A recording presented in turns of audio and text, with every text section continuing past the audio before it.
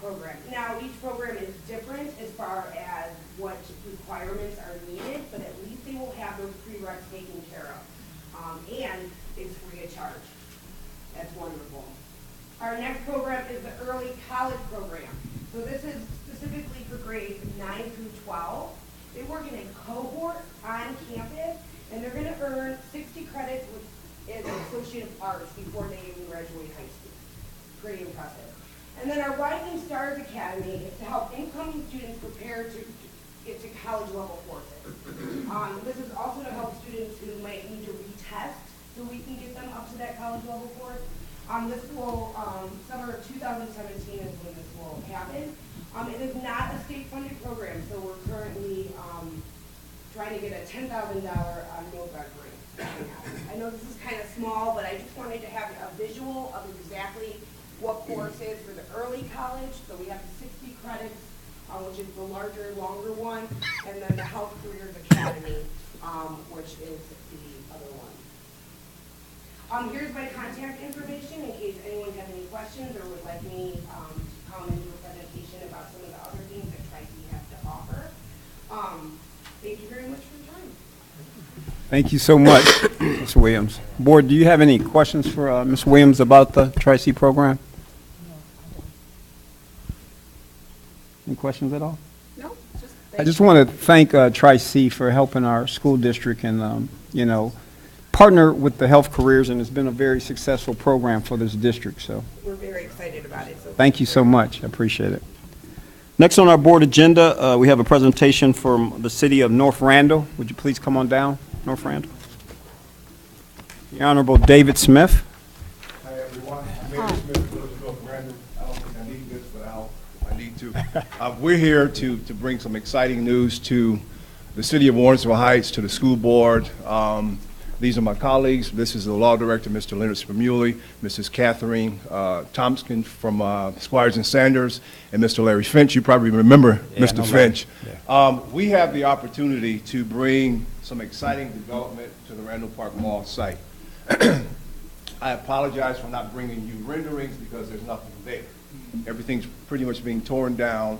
What we're here to do tonight is to give you a presentation to ask for your support on us changing our CRA, a Community Reinvestment Act, which is basically a tax abatement from 50% to 75%, which is a requirement for this development to take place.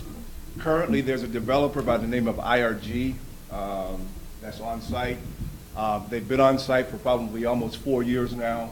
I've been talking with your superintendent off and on about the possible development to take place there. And by the way, to the board members, thank you for having us, and to the superintendent. You have a wonderful superintendent. I'm not trying to be political, but if the contract is up, you need to renew the contract tonight. Because I've never come to these types of events to ask for assistance. What I'm going to do is to allow Mr. Finch to come and give the presentation on the dollars and cents. I know that's what we're here for. But it's going to be an impactment for the Tri-City community. The number one thing is that if we get this done, that hotel will come down. That's just on the corner. You don't have to ask me that anymore. What's going to happen to the hotel? Beautiful thing. Well, thank you. I should have said that first. And so this development is going to bring a lot of employment here to the Tri-City community. With that being said, I'm going to ask Mr. Finch to take the stage. Thank you. Thank you. Thank you, Mayor. Good evening, everybody. Good evening. And thank you for letting us have this opportunity. I'm going to distribute a spreadsheet here, and I don't want you to be intimidated by it. I know there are a bunch of numbers on it. And I'll try to explain it as best as I can. Thanks. And we'll have some time to consider any questions you might have between now and your meeting on the 25th. Thank you.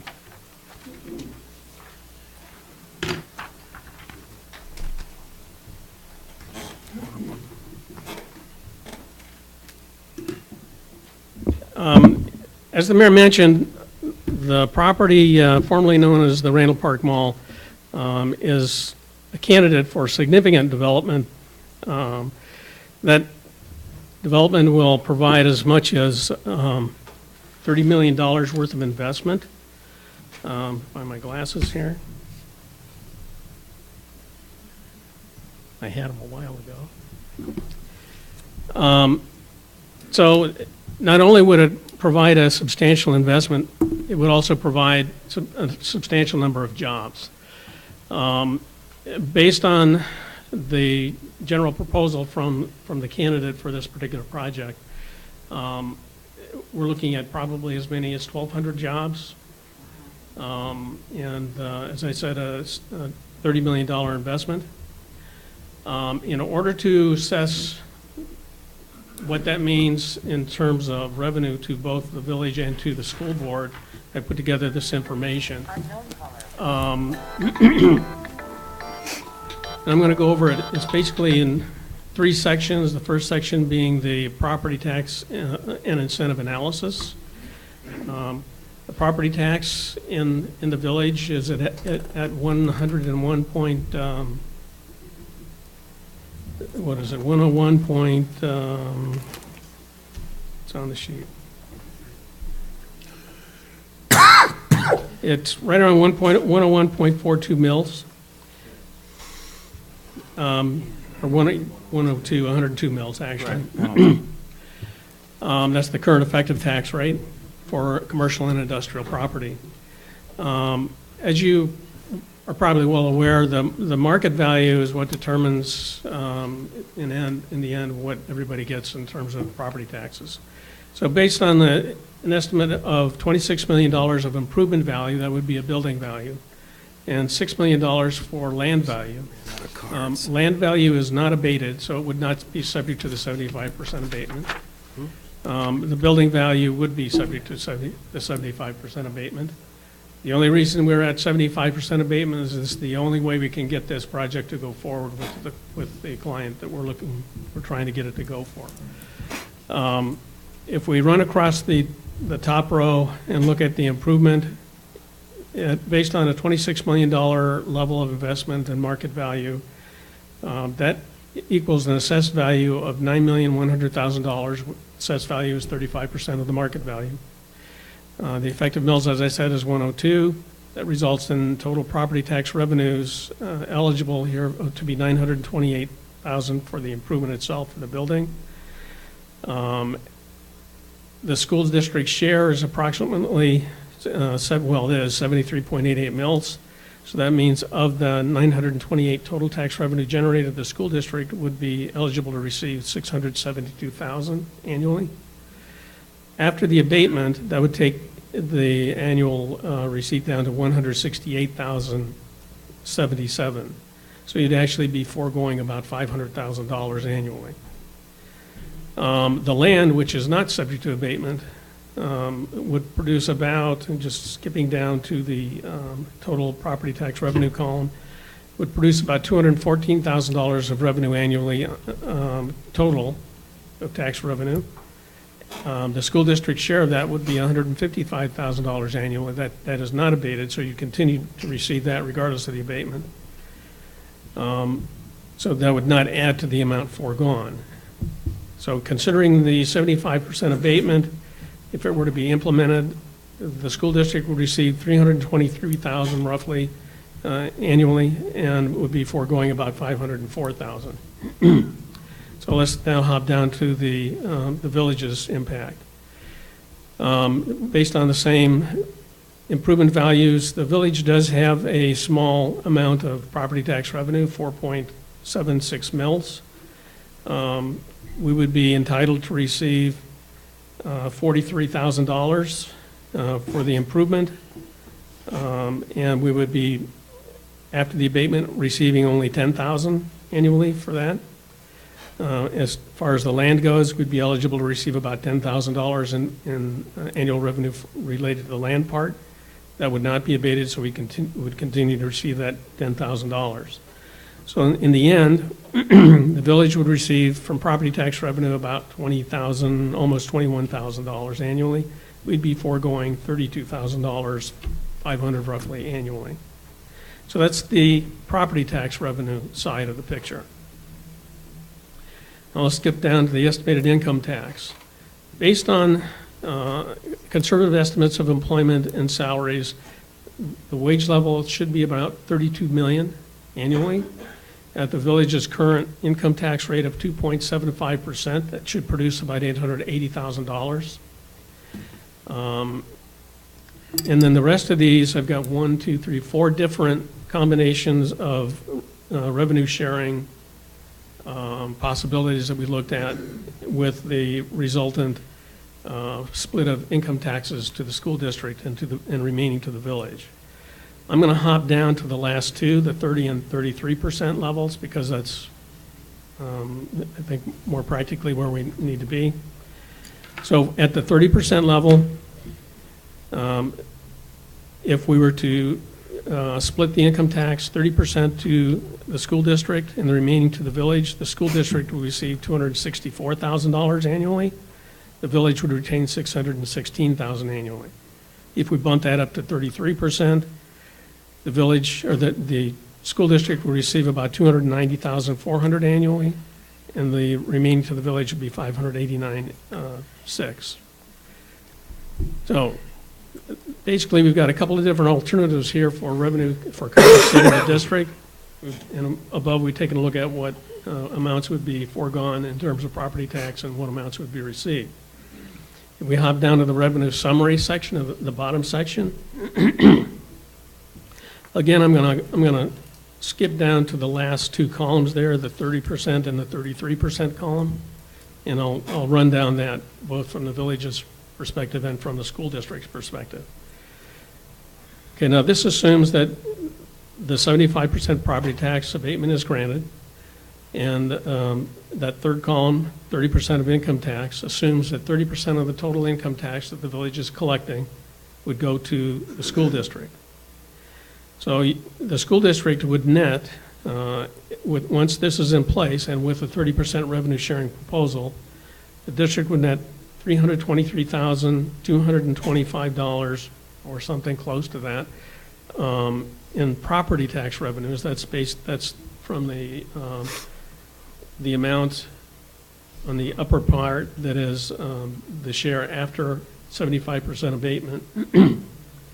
In addition, the district would receive $264,000 in income tax from the village through the income tax collection program. And that's from that 30% column above in the estimated income tax receipts. So the total would be about $587,200 and change. And then skipping down to the village's receipts for the same amount, we'd be receiving $20,825 in unabated property tax. Plus we'd get $616,000 for the remaining income tax revenue after sharing 30% with the school district. If we look at the proportion of funds related to what you would have been receiving were it not for the abatement, the school district would be receiving at this level 71% of what you would be eligible for if the abatement were not in place. If we look down to the villages, and in the village, I made a little mistake here. I didn't include the loss of property tax revenue for the village that we are foregoing. So we would be receiving about 69% of what we'd be eligible to receive were it not for the abatement, all told. So that's one possible scenario. Then if we look at the 33% column, you have the same $323,000 of unabated property tax. The income tax share jumps up to $290,400. So the school district receives $613,600 annually, which is about 74% of what would have been attributable in terms of property taxes if unabated. The village then would receive the unabated property tax of $20,828, and then we'd have to subtract the $30,000 that I forgot to subtract, and then we'd get the income tax that is left of $589,600. That would give us about $610 after subtracting $32,000 for the abated property tax. We'd be down around 67%. So I think we have a couple of options here to consider.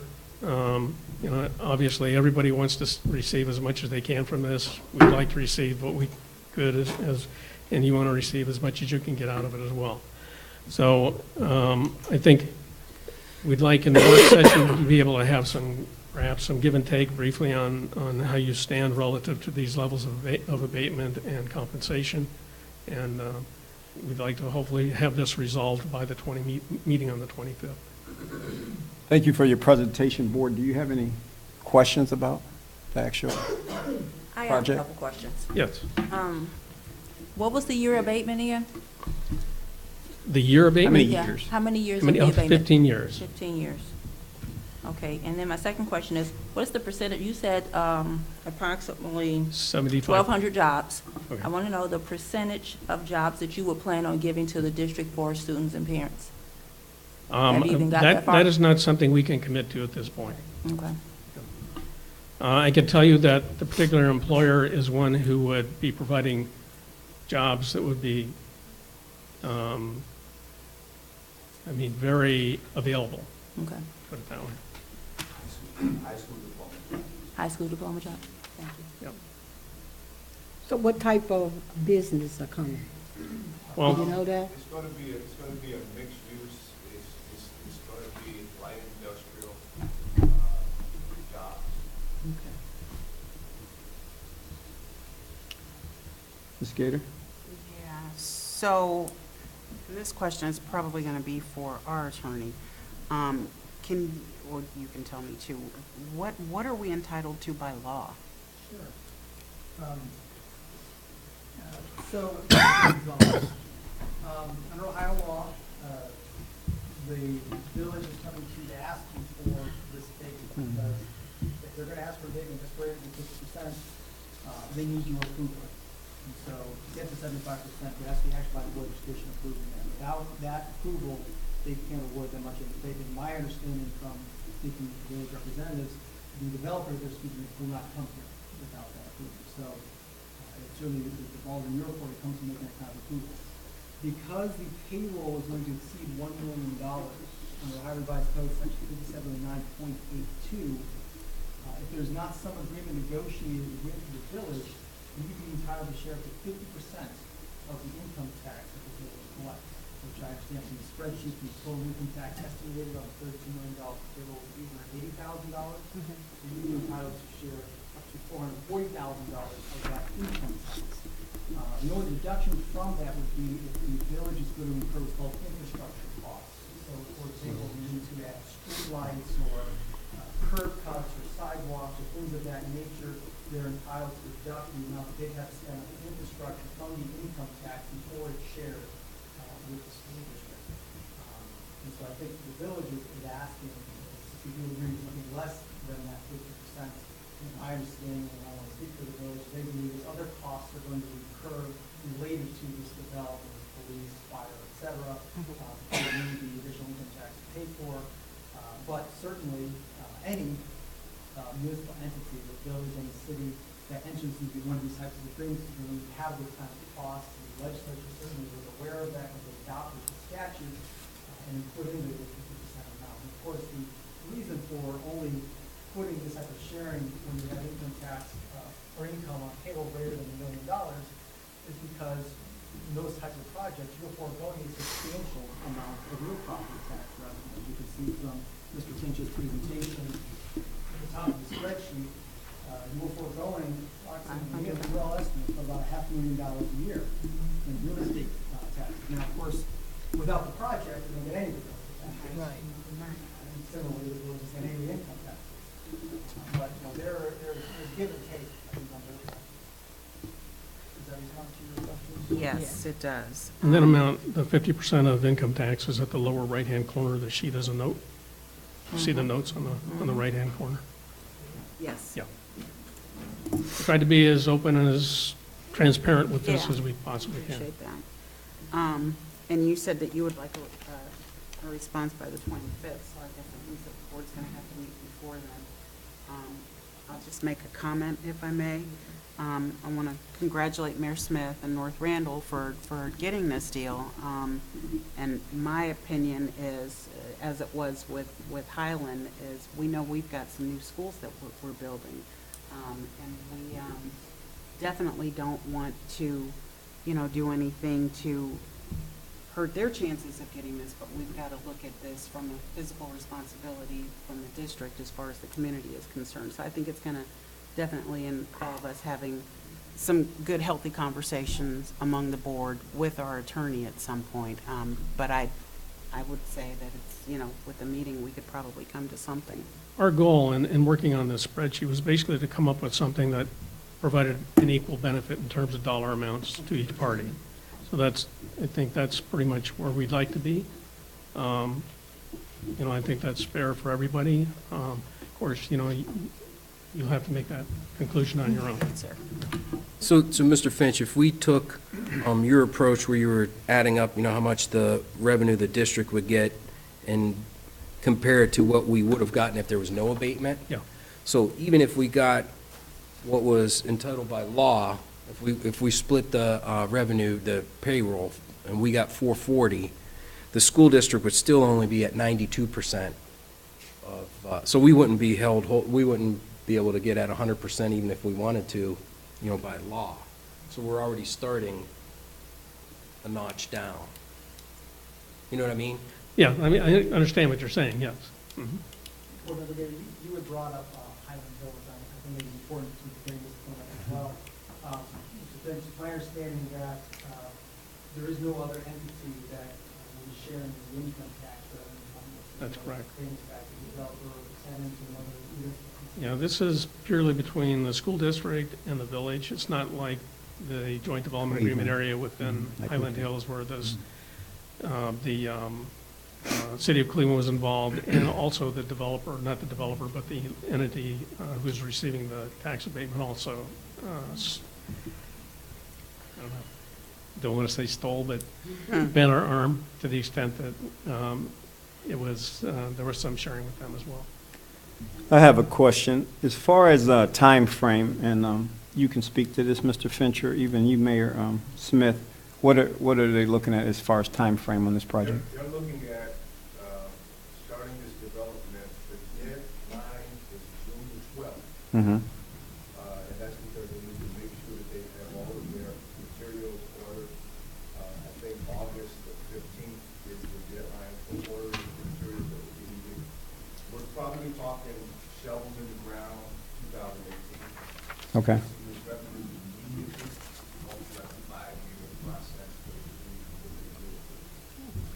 And I think that's worth a comment. This area is a significant part of the mall property.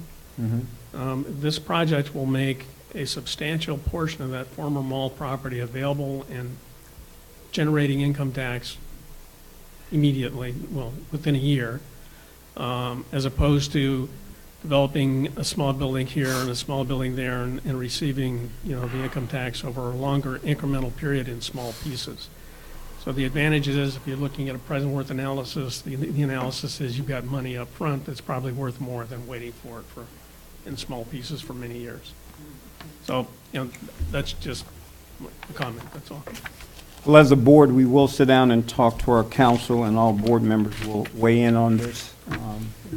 We hope to have, and I'm pretty sure we will have, an answer for the city of North Randall here before the 25th, or by the 25th at that board meeting. So I thank you for coming out, Mr. Finch, and Mr. Smith, and the rest of your team. Thank you so much. I appreciate it. And as you're aware, anytime if you have any questions, give the mayor a call.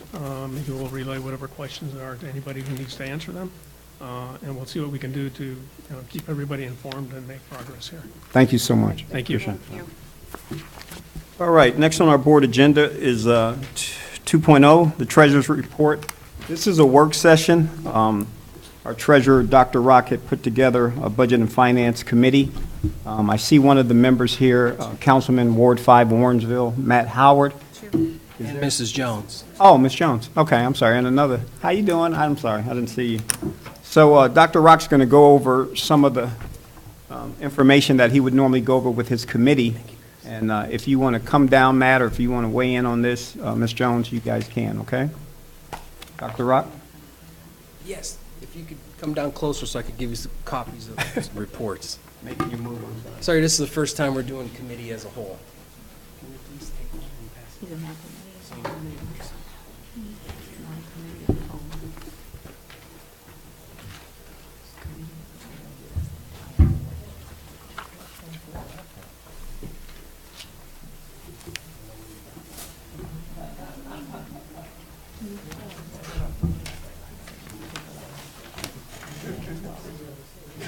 Barbara?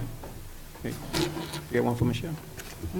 I have one from Michelle. Oh, Yeah, sure. Here you go. 3. 3 sheets. He's got a lot. Yeah, so everybody should have like 3 packs of info. There should be a pack that has the actual 5-year forecast on it. So you want to keep that out. And again, this is the draft 5-year forecast, so nothing's being board approved tonight. This is a presentation so we could ask in-depth questions, get some expertise from our finance committee, and also any in-depth questions from the board. And then there should be a pack that has the PowerPoint. And then the last one, it says Foundation Settlement Report on it. That's the state funding. So the 5-year forecast. The major revenue items on the forecast are local property tax revenue, which accounts for 57% of our revenue, and 37% of our revenue is state funding. Those are our 2 major revenue line items for the school district.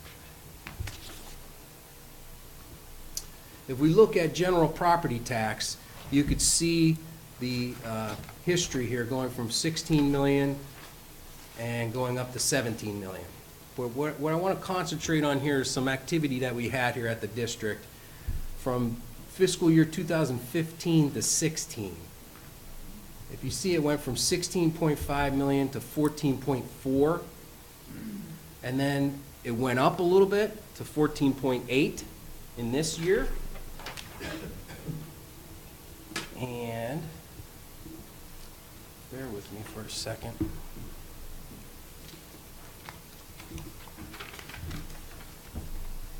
So what happened in 2000, whoops, I hit the wrong button. I'm sorry.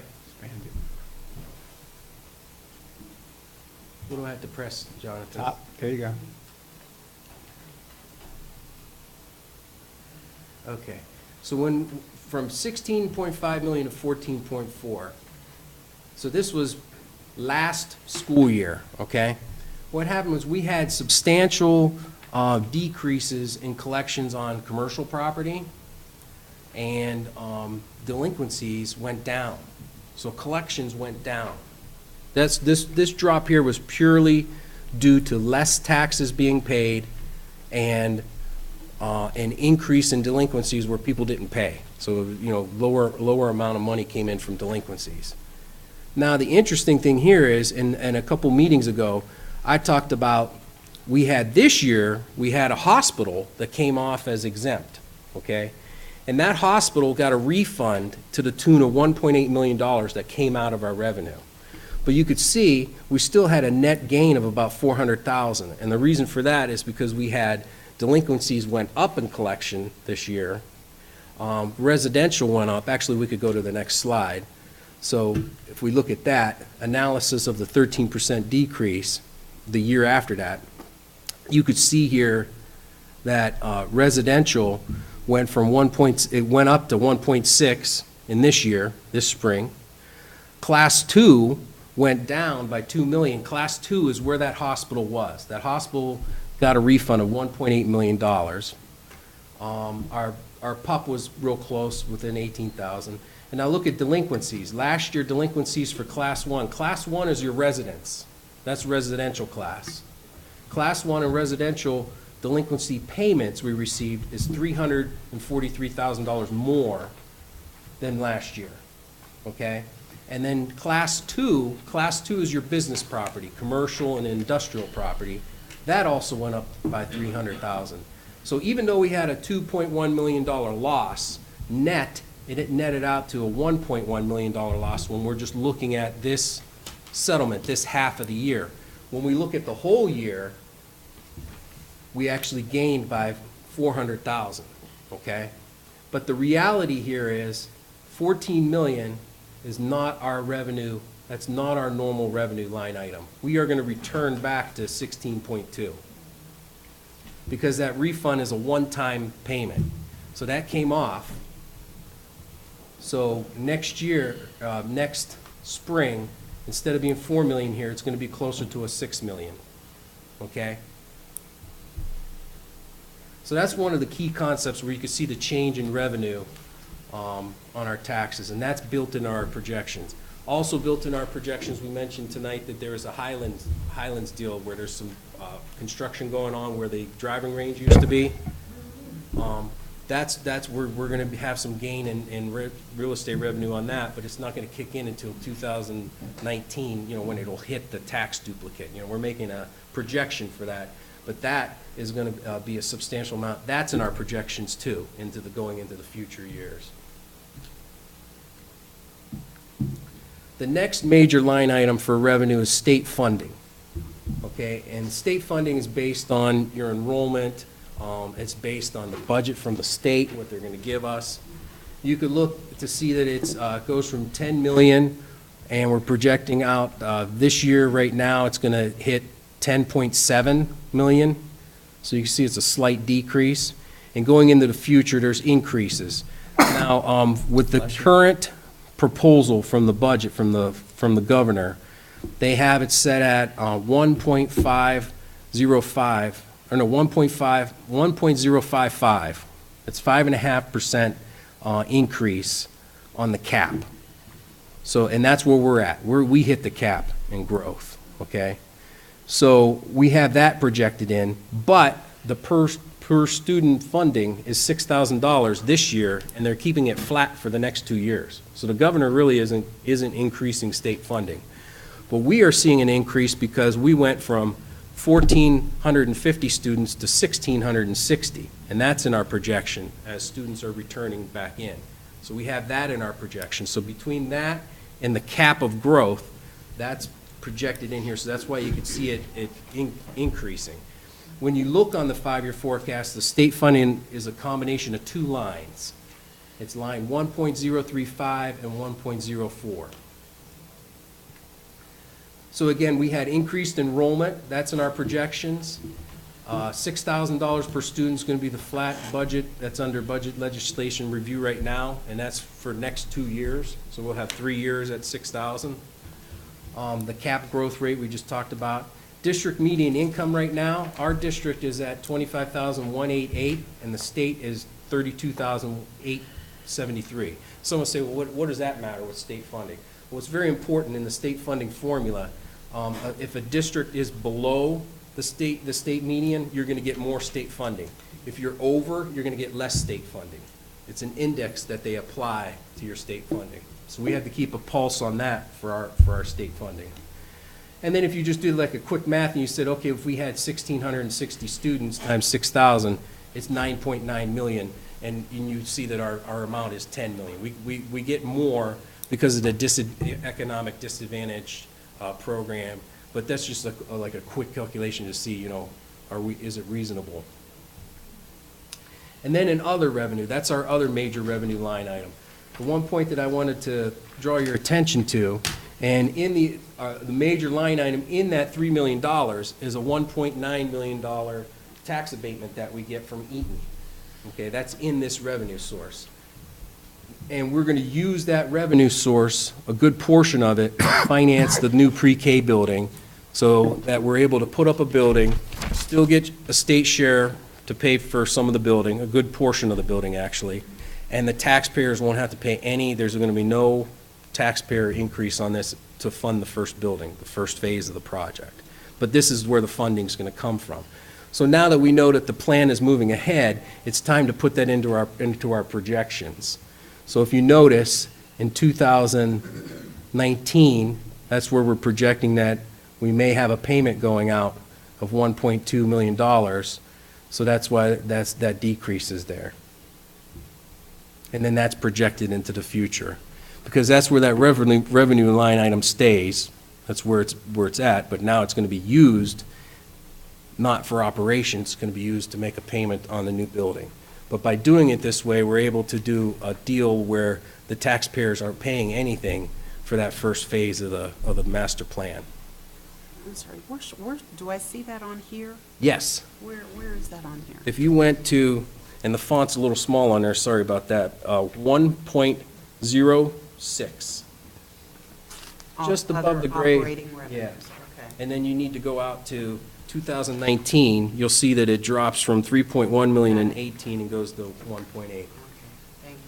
And then what I did is I extrapolated out the data so we could look at it on the big screen and, isolate it.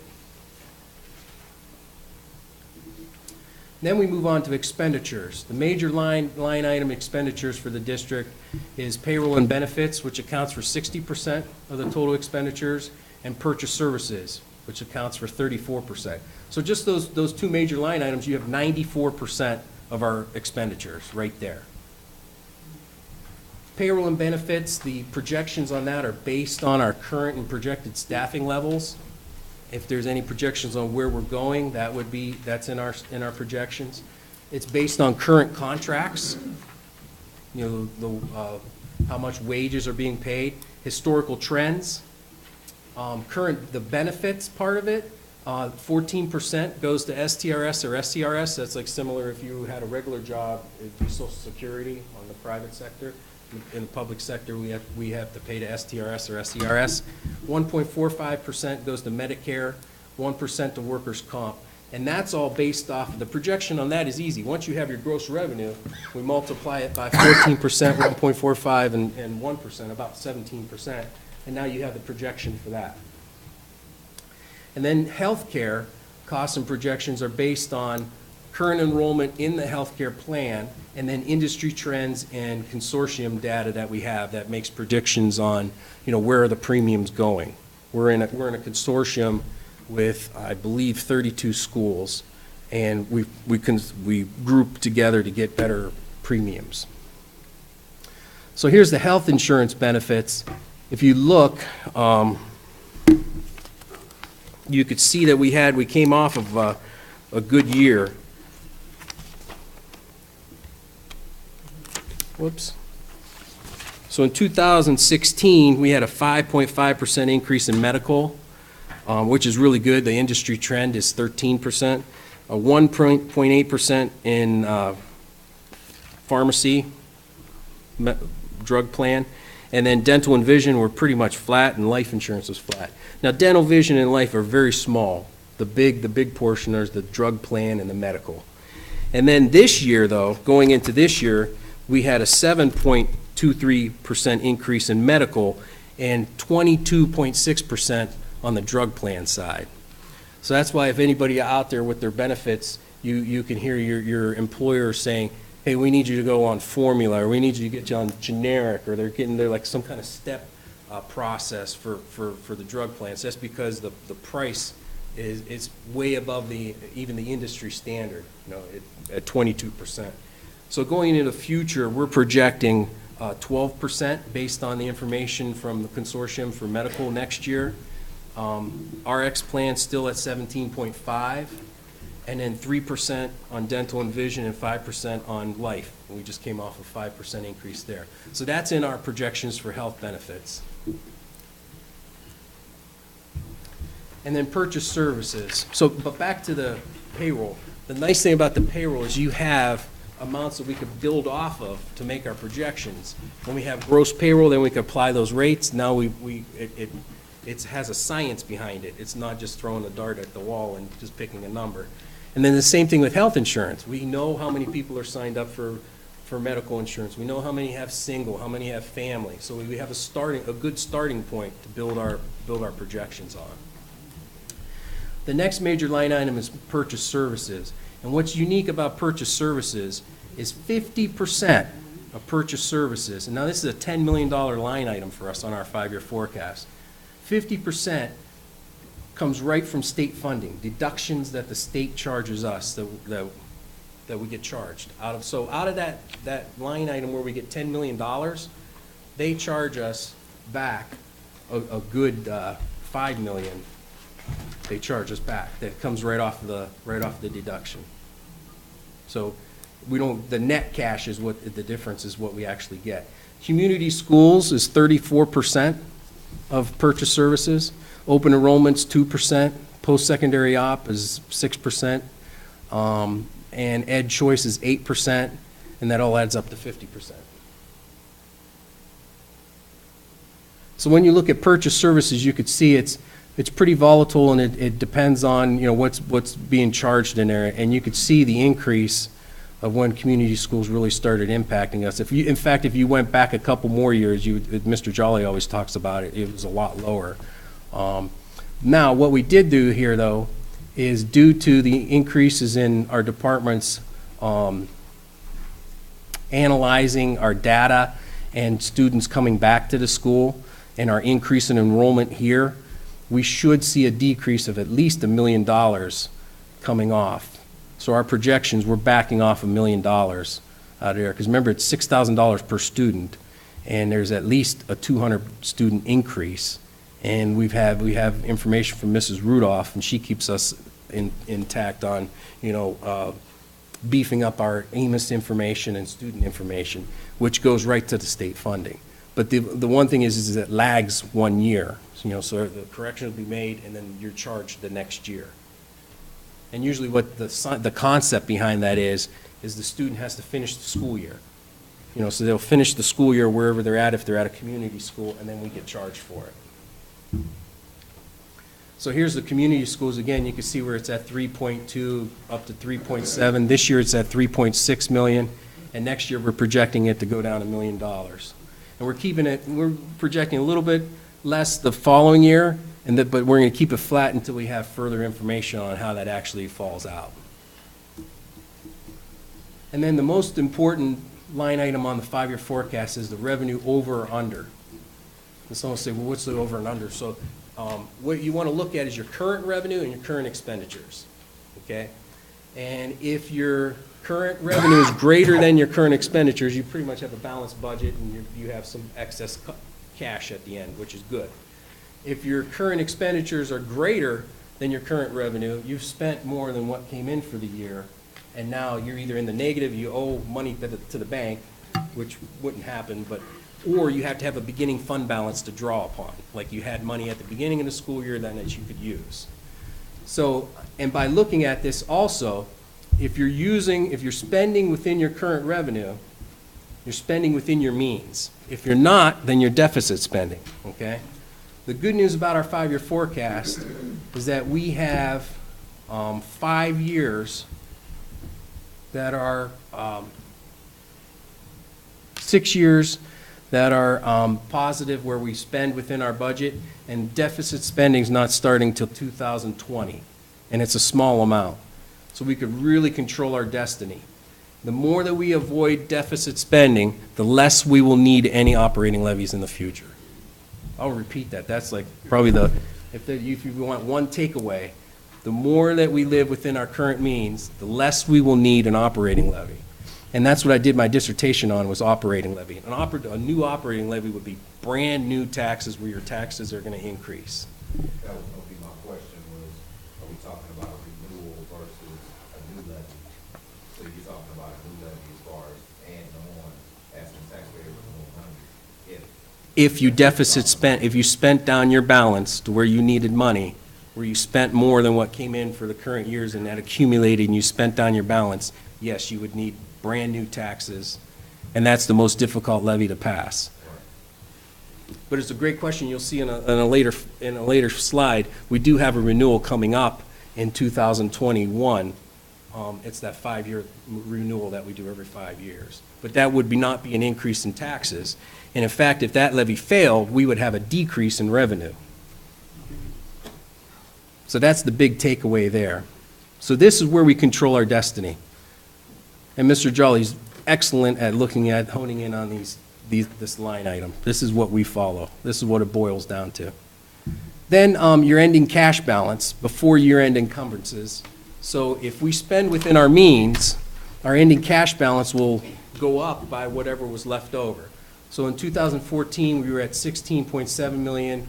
It went up to 18. You could see us approaching $21 million and approaching 23. That's because we balanced our budget. So whatever was left over got added to the ending of the prior year becomes the beginning of the new year, and then you add on whatever was left over. Then on the 5-year forecast, there's also a line where it takes out the encumbrances. Encumbrances in governmental accounting are pretty much like your accounts payables. So at the end of the year in 2014, we had $2.3 million of encumbrances, meaning that the purchase orders are on the books, but we didn't make the payment yet. You know, the payment might be made in July or August.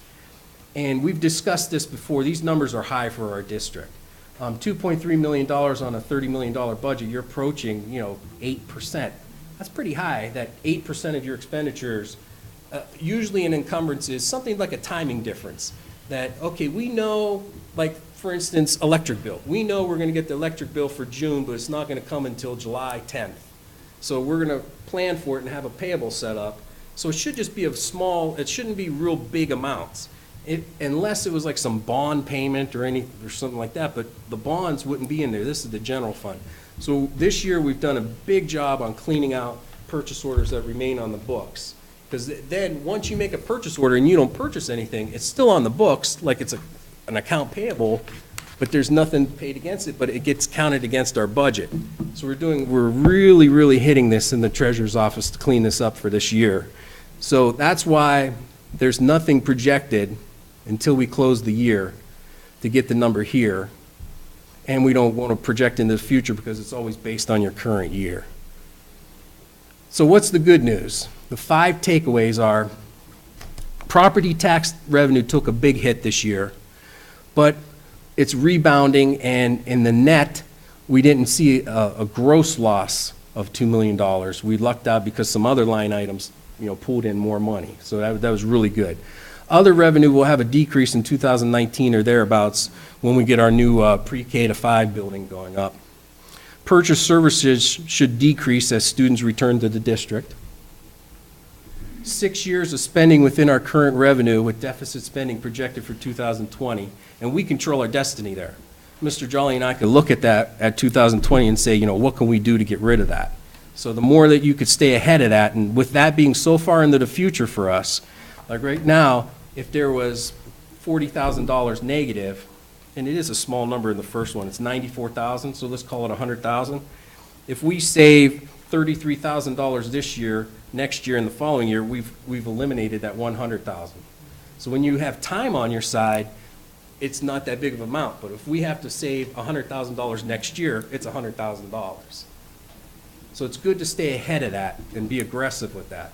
And the district is funded for all 5 years going into 2021. And 2021 will have a renewal levy. So you'll notice that when you look at the revenue, it actually goes down a little bit. But then if you go down to the bottom where the renewal is, there's $770,000 coming in as the renewal. It's projected down in the bottom section because it's an uncertain revenue source until it's voted in. And that's the way that you want to project that. And then that concludes the section. So any questions? I want to try to reach out to the members first. Ms. Jones, do you have any questions for Treasurer Dr. Ross? Thank you.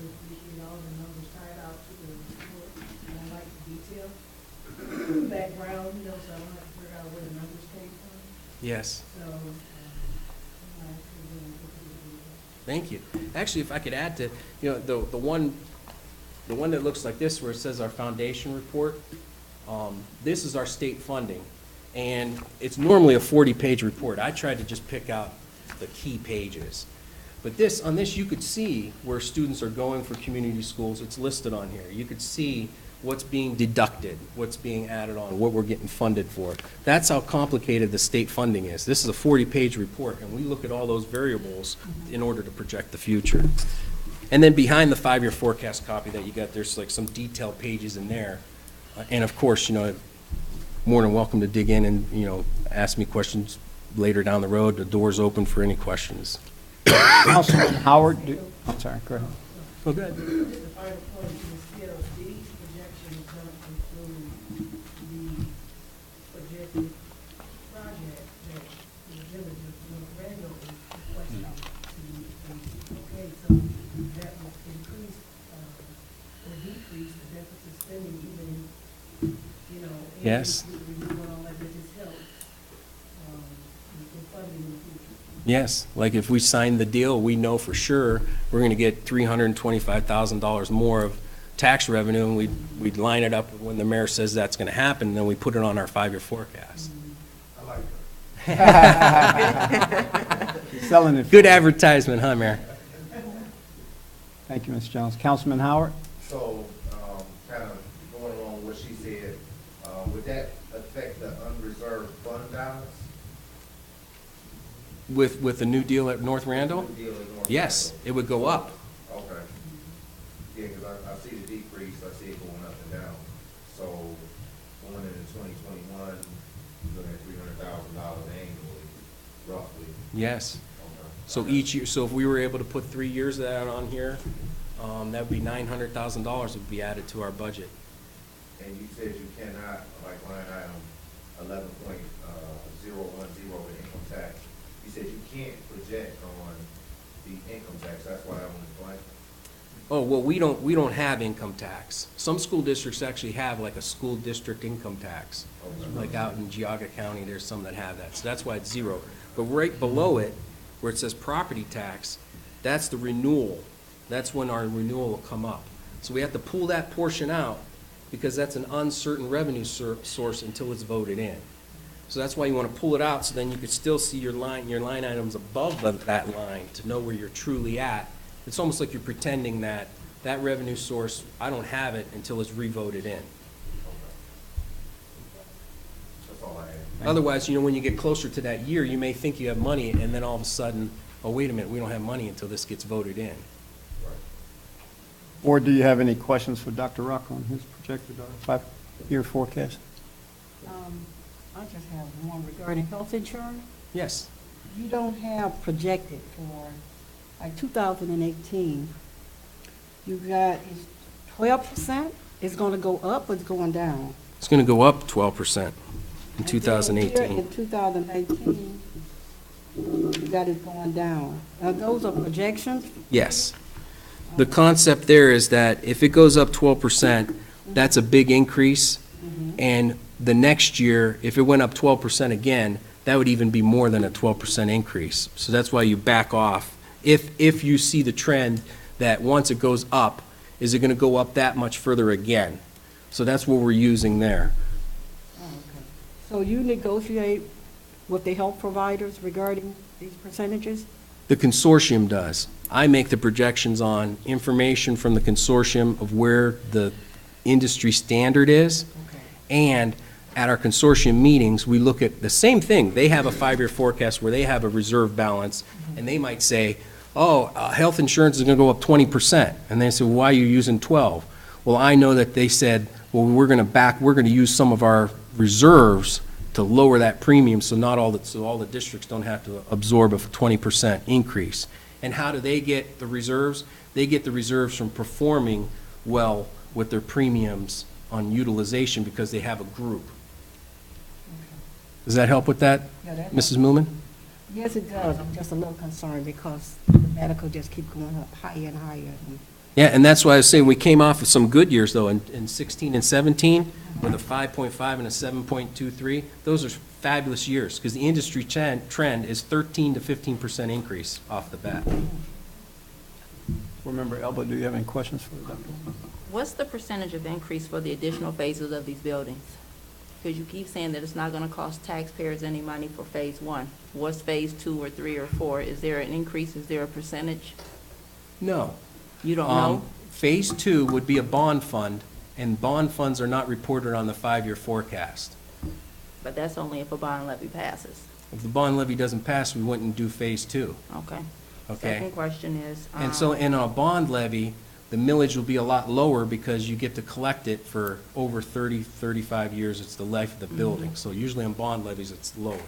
Now, on phase 1, we're not going to have a bond levy, and we're going to utilize tax abatement money, which we already are reporting on our general fund that's reporting the money. So that's why we're estimating that the mortgage payment on the new building when it's built, phase 1, the pre-K building, that it'd be around 1.2 million.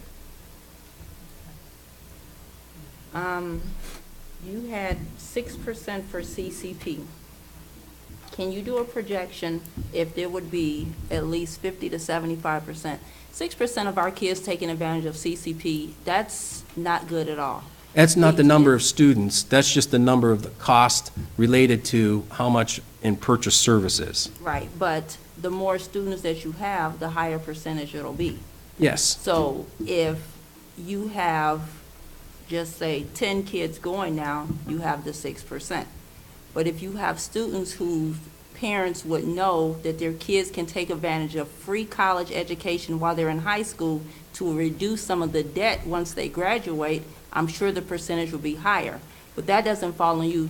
That's something that the board and the superintendent has to ensure that that increase goes. But I still would like to see what the percentage, if it's higher, what would it be and how would it affect us? Because that does pull some for us. My second thing is that, well, first, let's stop on that. Number one, the percentage is, 6%, it just is merely that post-secondary operations is $660,000, and that's 6% of $10 million, which is the total of all purchase services. So the 6% has nothing to do with 6% of students, or it's not a quantity count on the students. The 6% is just a mathematical, meaning that 600,000 is 6% of 10 million. Okay, so that's what the 6% is. If you had more students enrolled, the cost would go up, and it's a great program. yeah, I know, and that's what I would just like to see. My other thing is that, based on Mr. Gamble's prior 5-year forecast, it stated that the district will be in the red for the 17-18 year. But yours 5-year forecast says that it's going to be a projection in the black by millions. How is that possible? I don't know what he was projecting before, I gotta be honest with you. There's not much notes on what was projected there. Although he did project the decrease in revenue on the hospital, but it wasn't noted until we actually got the information from the county. And one of those years, 17, is this year right now, we're in the black. Okay. I mean, those numbers all tie to our financial statements. Okay. Now, on top of that, also, Mr. Jolly's been aggressive on watching our budget and keeping our budgets in line and saving. If you notice on some of those, you could see where there was savings in overall expenditures. Another thing, what's going to be the impact on the general fund with the cuts from Title I and Title III? Because those are coming for the August school year. We found that out in January. So with Title I and Title III funds being cut, that's going to impact our general fund. I don't see the projection here on that. We don't have the final numbers on what the titles would be cut and if that would impact the general fund. Well, if most of the programs that we have come out of Title I and Title III, Yes, if you cut the programs and they're beneficial for our kids, the money's got to come from somewhere. true. And the only way But that you right can- now, we don't spend 100% of the title funds. They have carryovers. So they have carryover balances that may be able to absorb that, and the staffing on the title funds might still be able to be covered. Do you So know as what soon the as we get the budgets on the title funds, we would see if that would, and you're right, if the title funds programs wouldn't be covered by the title funding, then we have to make a decision, is there a staffing change, or will the general fund absorb that? But right now, I feel comfortable that we have, especially in Title I, there's a carryover, a substantial carryover. We got a waiver for it this year. They only give you that waiver every 3 years, so we had a substantial carryover. So that can absorb that, at least for 1 year until we see the dust settles. And then that projection, if there would be a decrease, it may be 2 years or 3 years down the road for us. And my final question is, the income that we receive from Cleveland Heights for using the rec, I don't see that on here. What is the dollar amount? It's reported in other revenue. But what's the dollar amount? It was a solid, I'd have to get the exact number for you, but it was a solid 30,000 to 35,000. For the year? Yeah, it's part of that $3 million figure in other revenue. And the major line item in that other revenue, again, is the 1.9 million of Eaton.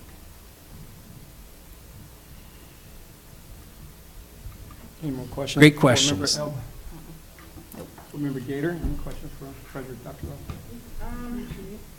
Yeah, so I guess the only thing that I really want to know is, you know, I understand the purpose of the five-year forecast. It's just really giving us a snapshot of where we are and where we could be. So how do Exactly. you tie the five-year forecast in with the budget that you're getting ready to start working on? Because the two go hand in hand, right? Yes, they do. So can you kind of speak to that a little bit? Yes. And a successful treasurer, an effective treasurer will always tie in your current year to your books. Because, yes, the five-year forecast is a projection. And right now, at this time, right now, we're projecting 2 months. Actually, maybe about 3. April, May, and June. That's all that's left for this year. So 9 months is actual. So we've got to go into our books, just like I told Mrs. Elba. We're not in the red. If we were in the red, we would know it because we tie to our books, and we're in the black. So that's number one. So in your first year, you always tie out your budget to the first year, no matter what part of the year you're in. And next year, when we do the October budget, we may have 2 months actual, and 9 to 10 months that we're projecting. So right now, though, that first year is a really good projection because you only have a couple more months to go, okay? And then going into next year, then we start to look at what the projections are for next year and build that into our appropriations. And then we adjust accordingly after we build the budget over the summer, and then in September, we will have our permanent appropriations for that school year. And if we back up, remember in January, we did our tax budget. Our tax budget establishes the tax revenue that we're expecting for next year. So all these pieces are moving at unique parts of the year. So in January, when we had our organizational meeting, we did our tax budget. That set our revenue for next year, for fiscal year 2018. Those numbers are there waiting in the budget right now. Then we're going to build our budget for next year over the summer. We'll do our permanents in September, and then that'll all go into the county auditor, and then that establishes that new school year budget. Does that help explain the process? Yeah, it does. And you guys are going to be starting the budget process when? Well, it's in action now. Action now? You know, Okay. when it's on the five-year forecast, it's more macro, and then it builds in. But, you know, Mr. Jolly and I are constantly asking, I'm asking him questions, hey, we're going to have this program, we talk to other departments, we build that in. Okay, all right, I have one other quick question. So you talked about how the ending cash balances for year-end encumbrances was high. You said it was like at around 8%. So do you have a targeted amount to where you would like to be? What's a comfortable figure for you guys? Well, I would like it to be something that's realistic to us. In other words, if we have a payment in June that we know we're going to have to pay in July, we have to have that payable on the books. So I would want it to be, you know, maybe our utilities for June and July, you know, which would be somewhere around $20,000 to $30,000. So you can see how much you know, we were talking, one of the numbers for the encumbrances was 2.3 million, and I'm talking about 20 to 30,000. And we may have some supplies on the maintenance side because the projects start for the summer and we need to order things, but the invoice may not come in until July. Okay. So there may be some projects in there. Right now, I would estimate 300,000 would be probably the upper threshold that I would be. What kind of percentage would that be? If you said 8% was high, or are you talking? Well, 300,000 would be like below 1%, Okay, because very we're a good. $33 million budget. So it's just because you've got a lot of old purchase orders that you need to clean up, and the expectation is that at the end of the school year, those purchase orders will be cleaned up or closed. Yes. So we can start from scratch the next school year. And we have cleaned those up. Good. I'm sorry, go Yeah, ahead. no, I was just gonna thank Dr. Rock for the five-year forecast and the explanation. Good Thank job. you. Thank Dr. you. Rock, I do have a question. As far as when you put the budgets together, how are you measuring that? I mean, you put it together, you got a budget, but do you have certain time that you check the budgets and make sure where you're at? Oh, certainly. So like this part of the year, what we're looking at, if we have 3 more months to go, I'll look at payroll. I'll say, well, we got 6 more payrolls to go. We get paid every 2 weeks.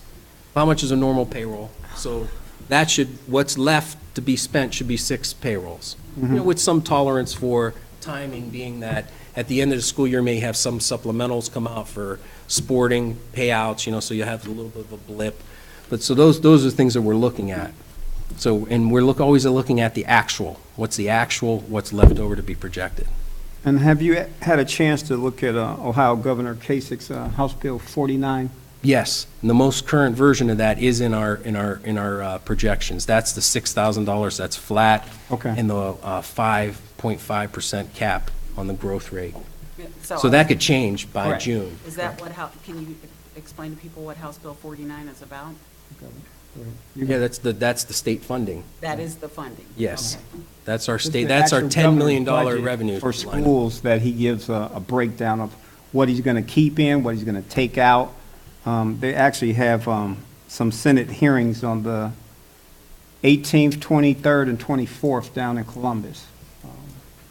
I know I talked to a couple board presidents, alumni, Mark Curtis from Twinsburg and Al Long from North College Hill, and they are attending it, so they want me to come for the moral support, but I don't know if my schedule can allow me, but. And those lobbyists help, because in the first version we got, the cap was 5%. In other words, they were saying, if your funding grows, you know, and we have more students coming in, they may say, well, you could only grow by, look, we can't afford to let you just grow unlimited. Right. They put a cap on there.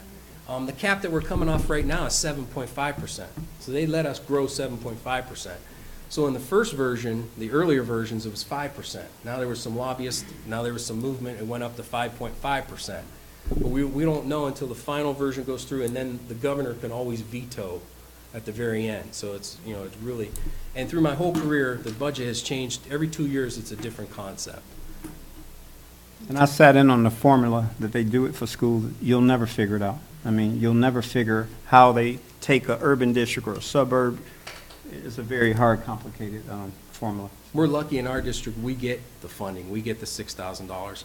You may be at another district I was at, I said, I would take half.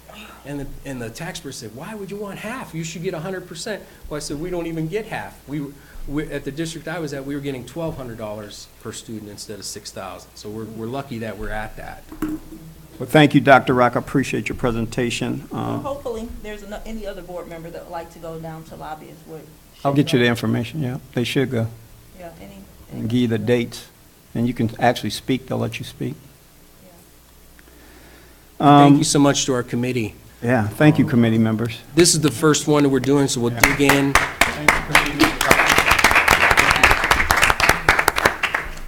Next on our board agenda is 3 board policy review. I did have a chance to sit down with Sue Gribovitz. I hope I say her name right. Dr. Kaver. I said it right? Wow. We have to come up with a plan on the board, and I just want to see your opinion on the actual policies we go over. In this volume 35, number 2, we had 27 board policies, 7 was legal alerts, and we had 10 administrative guidelines. But we definitely need to go over them. I just wanted to open the floor to the board of any suggestions of how you want to do policy or previous board review. Board Member Elba? I mean, I asked them us all. I mean, I just. Well, I'd rather see the policy people here before we start doing any more policies. That's me. Okay, so you want the rep? Yeah, I Okay. want the rep. I got you. So let me just, if I can just clarify. Go right ahead. So the way we were doing it in the past is the rep would come in and meet with myself, Dr. Rock, Mr. Jolly. So he did that for this volume 35 too. When I asked him about coming to the meeting, he says, well, that's going to be at a cost. So Mr. Jolly is, and his staff have worked on the policies, but my thought was that because these policies are so in the weeds, it deals with graduation rate, employment issues, supplemental contracts, homeless students. It's not something that I want to see us just put on the agenda and say, okay, here's a first reading. I'd like for us to actually have some discussion about why Mr. Jolly and his team made the selections that they made for the different options that they could choose. So for this particular one, we'll need to meet as a board without Joe from Neola being there. But then for the next update, Joe has said that he would come to the meeting, and he recommended that we just do a meeting strictly for Neola policy review and try not to throw other things on the agenda, because it could potentially be a long meeting. So my recommendation would be that we do the review for Neola 35-2 as a special meeting, or if we do it as a work session meeting, that is the only thing that we have, and the community should know that this is truly a work session meeting, and we'll be discussing Question I- policy. Well, let me. I'm sorry, go ahead. No, go ahead. I agree with some of in the past, at the time when we had OSBA, that's what they came for, and that's all we did. It was sometimes 6 hours, 7 hours, but you went through the policy, and that's all you did is policy. If that's something that we are going to do, since we have not done a work session yet, I would like to see just this meeting. I don't think we need a special meeting. I think we just need to do what we said, that these are going to be work sessions, and do it there and nothing else on the agenda. So I agree with you on that piece, yeah, because we're never going to get through anything constantly adding stuff at every meeting. So we could do this particular volume, 35. Yeah, we have to as get the through this work one. Well, yeah, we could do it as the work session in June. I'm okay with that. But again, members need to know that if this is going to be something that we're going to start at 6 o'clock, and you've got a lot of questions on it, it could be a long night, and we all work. So that's the only reason why I'm throwing it out there, to do some type of special meeting, something a little different, but whatever Yeah. everybody wants, I'm fine with that. Member Muman, what are your feeling about policy? I know we discussed it briefly, but what's your feeling? I was looking at the fact that it was 20 updates, and I Seven. felt that instead of trying to do 20 updates, I felt that we should break it down into session Mhm. where the five of us, as well as Mr. Jolly, could sit down and go through each one of the policies. If we break it up, we more than likely would do a thorough job than to try to do 20 updates in one evening. I'm not for that at all. I just think updates to me is so important, because you need to know what they're talking about. And I mentioned it to someone else, and I thought that if we could break it up, do 5 updates per special session, we would be okay. All right. I do have a question for you, Ms. Gator. I know you said you talked to Joe, the rep from Neola. When he comes, and I know board member Elba definitely wants him here, is he's going over our current, or he wants to, I mean, It would be for the next update. That's what Now, I'm if we saying. want him to come to go 35-3. over, not 30, yeah, 35-3. If we want him to come and go over these with us, the 35-2, that's going to be at a charge. Now, to what, if I can just, go right ahead. so to what Barbara was saying, the only concern I have with breaking it up is some of these policies have got to be board approved before the new school year. So when my opinion is, when we're doing the updates, we do them all, we get consensus on it, even if it takes a couple of hours.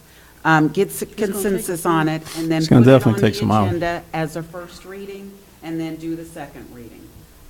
It's going to take us more than a couple hours.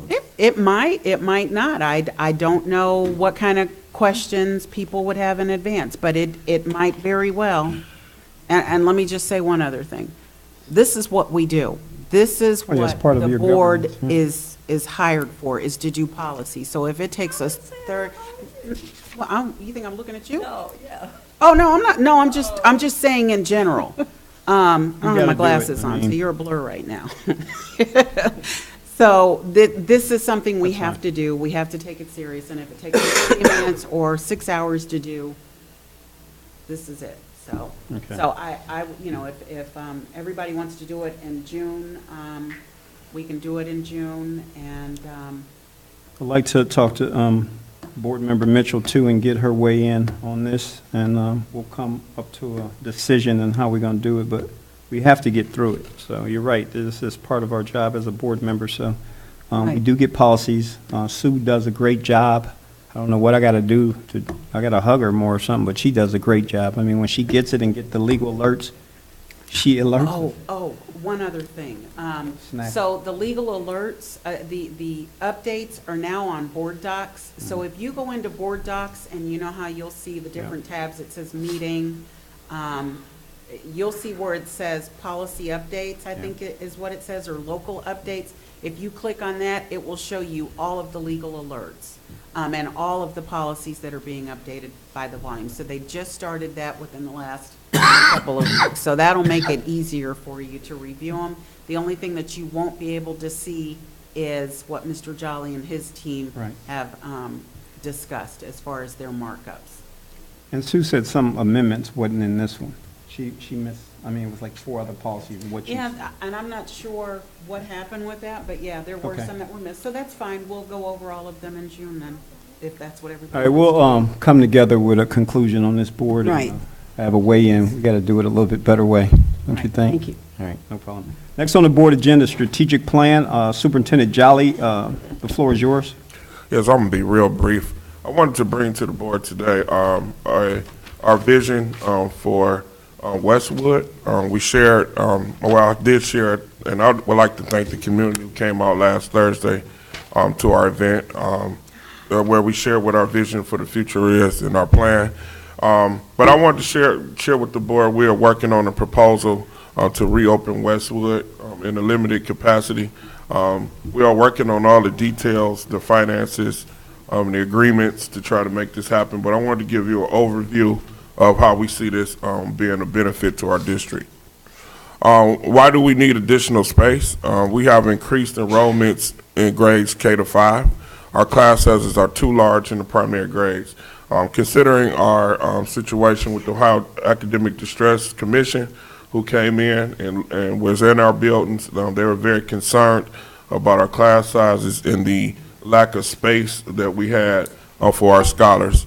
In conjunction with that, today which is good news, we received a grant from the Colgan County. They awarded us a pre-K expansion grant. We received that today. We don't know exactly how much we received, but we were one of about 20 districts that received it. Our exploratory teachers are on carts. Those are art. And John Dewey, our music teacher, does have a room, but in Eastwood and the other ones don't have room, so they travel around, the music teacher and so forth. The library at Eastwood has been converted into, we had to create a space for teachers to have a teacher lounge, so the library has been kind of broken in half. The classrooms are small, they're not designed for large classes. When those schools were designed, the classes were about 18 below. They were neighborhood schools. Now we're busing all our students to these areas, and they're extremely large. So in both schools, almost half our district are in Eastwood and John Dewey. 799 students are in both schools. So how will this move assist our scholars? My proposal is that we'll move grades 2 and 3 to this site. These 2 grades are very instrumental with the 3rd grade guarantee. We looked around. Maple Heights has a 2-3 building. Twinsburg has a 2-3-4 building. Schools that are high performing, a lot of schools that are high performing have grouped these 2 grades together. What we've found since we've been here is that our 2nd and 3rd grade are not connected, but they are 2 of the most important grades, and they're at 2 different places. So we will put those 2 together. It will allow us to expand our pre-K, which is one of our goals in our Warrensville 2020 plan. It will relieve the overcrowding at Eastwood and John Dewey. Our encore teachers will have classrooms. We will have space at John Dewey and Eastwood for additional scholars. So as scholars come, we'll have room to expand.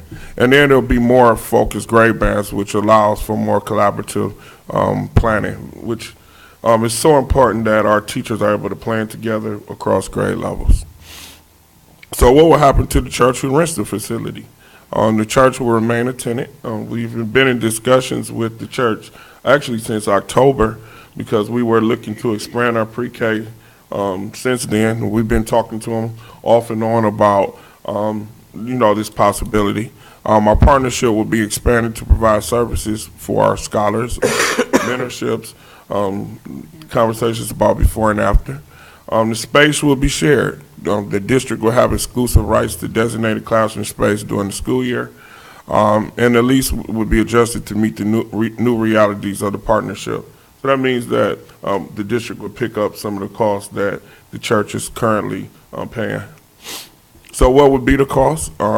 And these are round estimates. We are finalizing the cost with Dr. Rock, but I wanted to give the board some type of idea of what the costs were, where we'd be leveraging funds from food service, early childhood, and special education, and the general fund. The Encore teachers will be split between Eastwood. As anyone who's been here a long time know that Eastwood and Westwood used to share Encore teachers in the past, and that will be a continued practice. The total cost, the first year cost would be $222,000. The general fund would be responsible for $96,000 of that cost. The early childhood education fund, $19,000. Food service fund, $65,000. Special ed, $5,000, and the utilities, which we ran what the current utilities are, and we also looked at Eastwood's utilities to try to come up with a number that was kind of in the middle, which came out to about $35,000.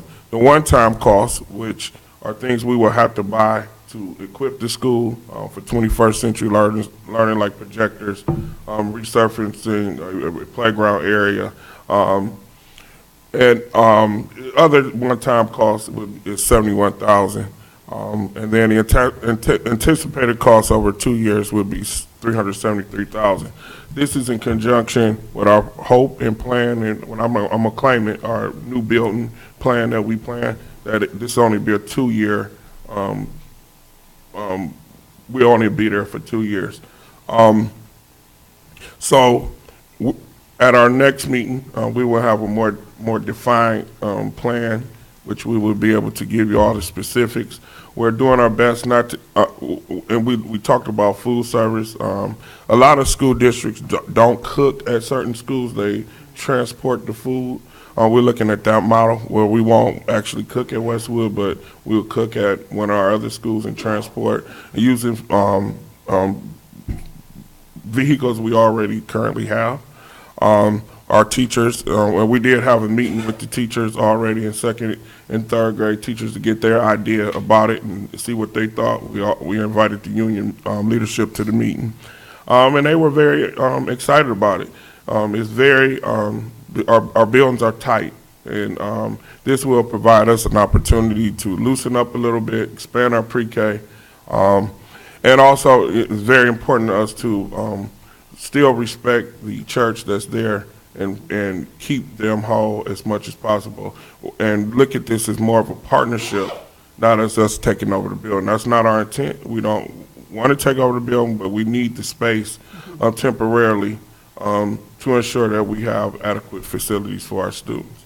So that concludes my report about our Westwood. We will have a more formal recommendation at the next meeting, but I want to give you an overview of what we've done and where we plan to go. Or do we have any questions for Superintendent Jolly, the actual Westwood possible move for the 2nd and 3rd graders, correct? Yeah, it'll be for 2nd and 3rd grade, and those grades are crucial for the 3rd grade guarantee. And just doing the research, most buildings who achieve well in 3rd grade guarantee, the 2nd and 3rd grade are connected. Okay. And that is the issue here, because they need to plan together. They need to work together, because the 2nd grade teachers need to be in line with the 3rd grade teachers. And just our build where we set up now, it doesn't promote that on a continuous basis, which we feel it needs to happen.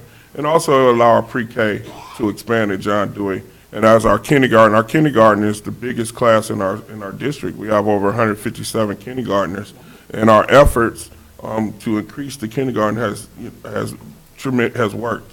So we anticipate another large kindergarten class, which will allow us to have the space. Our music teacher will have space, all our exploratories, and our kids will have a true experience with the exploratory classes. Board, any questions for Superintendent Jolly? Yeah, I do. Ms. Gator? So real quick, I just lost my train of thought that quick. Someone else have a question? I had it on the tip of my tongue, and, Ms. Newman? No, no question. Ms. Elba? oh, okay, I remember now. So there's going to be a contract that you guys are drafting, right? That'll be shared with. Yeah, so yes, we will share the lease with the board, the revised lease that we will present, and we will get agreement with Pastor Everger with the lease. But Okay. we'll present the lease when it's finalized. Finalized. When it's Okay. finalized, Thank yes, you. ma'am. And then the final thing that I wanted to ask and just clarify, I guess, is Westwood, as far as the building plan is concerned, is scheduled to be demolished? Is that still part of the plan? Well, all the buildings are up for discussion. Okay. On paper, all the buildings are designated for demolition, but we have the opportunity to open discussion with the city to decide what happens to the buildings. So it could be repurposed? It could be, the building could be repurposed, the building could be traded for other properties with the city. Our issue with selling the property to the church is that there's laws that state that if this building is sold, that a charter school gets first opportunity with the building. So they get whatever the lowest bid is, the charter school will get the building. We don't want to put that building in the pathway of a charter school. So there's alternative pathways to relieve us of the property, but there's also opportunity for the church to maintain the building through partnerships with the city. So I think with all our buildings, we have to really be, and it's Warrensville, all of them are sit inside of Warrensville, work real close with the city to decide what's going to happen to the buildings. Some are on our building plans say they all come down, but they don't have to come down. We can definitely repurpose the buildings, but the only other entity that can take possession of the buildings is the city. And the city can do it, but they will have to give us something equal of value or close in return. Okay. All right, thank you. Superintendent Jolly, do we need additional in your calculation educators for that building? So I don't think we need any additional educators. Our class sizes and students would determine how many teachers we need. Okay. We're working on the plan, so we wouldn't need any additional administrators. It would be just moving people around to cover it. There might be a cost of additional custodian, but that's why I didn't want to bring you the finished plan until it's completed. All right, thank you. Next on our board agenda is public participation. It was a couple cards out there. For the people who want to come down, just come down and say your name. Yvette Morgan? She's, no? I do want to address Ms. Morgan's concern because I know what her concern is, and it's about food service. Our food service supervisor is retiring in July, you know, there's a lot of concern about the direction of where we're going in food services. We are investigating all options with food services. So there are companies who manage food service operations. So we are looking and exploring all those options. And with those options, the union membership would be maintained with those. Any option that we pursue, the people who are already that's employees of our district will remain part of the OC union. But if those options don't work out, we can go back to, hire a supervisor. But our main concern is the quality of food in our cafeterias. So we're looking at all options to improve the quality of food in our cafeterias. So a decision will have to be made relatively soon to bring the board RFP for to look at that option. If that's not an option that we think will benefit our district or our students, then we will hire a supervisor and continue on the pathway that we're currently on. So there is no plan right now to lay off any of our current? There's no plan to lay off anybody. We have no plan to lay off anybody. All these companies that manage, Shaker has a management company, Cleveland Heights, Richmond Heights, Almost all districts, surrounding districts had, Beechwood have these companies that manage the food. The employees do not get laid off. They do become part of the company, but they maintain their employment and union membership. And that would be part of any deal that we do, So, if we bring it. so would their retirement change? Nothing Because change. Because they're going up under a private company? I would get back to you to verify that, because I don't want to give wrong, bad information. Okay. I would check into that. From my understanding, that nothing changes for them. Okay. But I don't want to verify that before I say that statement. Okay. Most of the ones I've seen, Mr. Jolly, they stay within that retirement plan. The Okay, good. new employer pays into that one for them. And nothing has been presented to the board, so whatever he's discussing is something that he's still working on, so nothing's been presented to the We've explored it. We do have to negotiate. We have to talk to the union before we do it. So it's not, that's why it hasn't been brought to the board, because we haven't did all the due diligence. But I want to address her concern because it's a legitimate concern. Well, I think we owe our district and community to explore all options when we have an opportunity to improve our service. Okay. Thank you, Superintendent. Next on the agenda is actually unfinished business or continuous business.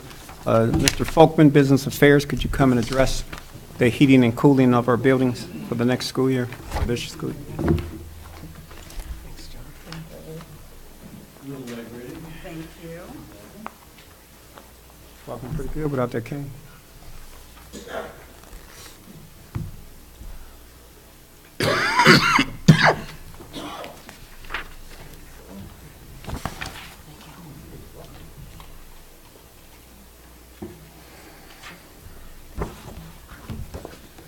Good evening, everybody. Good evening. Good evening. This document that I just passed out kind of summarizes where we're at in terms of doing the research to provide a temporary solution for cooling 3 of our buildings, the middle school, Eastwood, and John Dewey.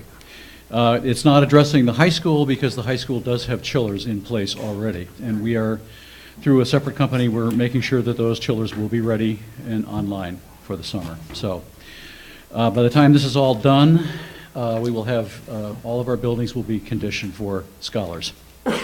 So to very quickly go through this, you can read it for yourselves, but to very quickly go through it for the benefit of the audience, we did look at all the various options that were available to us. We looked at window units, we looked at portable air conditioning units that reside within the room. You cut a hole in a window and vent the heat out of the window. We looked at so-called PTAC units, which are through-the-wall units like you see in motels. And we looked at rooftop units. What motivated our evaluation of all of the options were 3 main criteria. A limited budget. We didn't want to spend a fortune. The idea that this is going to be a temporary solution that contemplates the building of either renovated or new facility construction within several years, and also the time constraint. We want to get this done as quickly as possible so that we can beat the heat. The best solution in any type of cooling system would be rooftop units, but unfortunately it's the most expensive because the units themselves are wildly expensive. Plus you have to have ducting put inside the building, and these buildings are not currently ducted for cooling. So we would have to insert ducting into all of the 3 schools. And we'd have to install temperature control devices, thermostats, and as well as VAV, they call them. They're variable air valves. And altogether, the cost opinion of our architect for the project says that it would be in excess of $300,000 per building to do rooftop units. So we ruled that out rather quickly. We then came down to PTAC units, but again, we would have to cut holes in all of our classrooms to go from the inside to the outside to vent the hot air. And that became much more expensive than the option we finally settled on, which is window air conditioners. Same with the portable units. They're good units, but they do occupy space in the classroom, and as well, they are more expensive than window air conditioners. So we did research in terms of how do you cool the average class size, and we came up with the specification of an 18,000 BTU window unit, operating on the assumption that most classrooms are about 500 square feet. It's the least expensive and most cost-effective solution of the ones that I listed. It's one of the fastest solutions to implement in terms of, to achieve immediate results. It's an efficient cooling system. It will cool the rooms down for scholars and staff, and it's a standard solution that the school, that our district, Warrensville, has approved in the past in limited situations. If you go through each of our buildings, you'll see limited window air conditioners for various solutions or various situations. Okay, so having decided on window air conditioners, we went and found a specification that we all agreed would meet all of our needs in terms of not only the cooling capacity but also the window sizes out in the schools.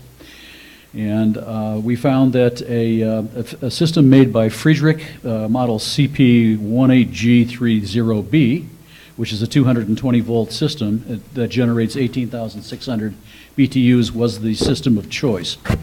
The other reason that we chose that system is that we could get a lot of competitive quoting going on it. So, and that's exactly what we did. We got some very competitive prices, and I need to once again do a shout out to our treasurer, who provided me with the hands down lowest bid from a company called Famous Supply, which I was not aware of going into this. So the best price I could come up with was $625 per unit, and thanks to Dr. Rock, we came up with a price of $600 per unit, and that includes free shipping. So we will be coming back to you at the next board meeting with a request to make that purchase. We do not have to bid this out. It is exempt under Ohio State law from mandatory sealed bidding by virtue of the fact that they're portable pieces of equipment that do not reside, they're not permanently affixed. We will remove them when we leave those buildings. And also, it meets all the criterion of not having to go out to sealed bid. However, because of board policy, we do need to come to the Board of Education for approval of the purchase, which is what we will be doing at the next board meeting. Be happy to answer any questions. Board, do you have any questions for Mr. Folkman? Are we renting? I beg your pardon? Are we renting these air conditioners? Are we what? I'm sorry? Renting the unit. No, we looked into rentals, and rentals turned out to be a very expensive option too.